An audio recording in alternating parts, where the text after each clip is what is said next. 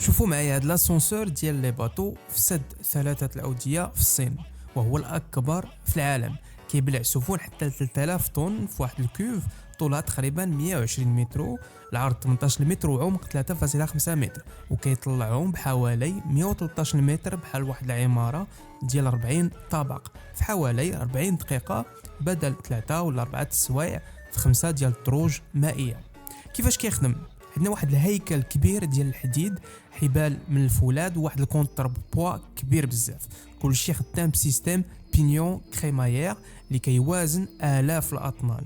والمهم ما كيطلعش غير لي باطو، كيحرك معاه الماء كامل بحال واحد لاكواريوم كبير باش الباطو يبقى واقف مستقيم وما يتمايلش.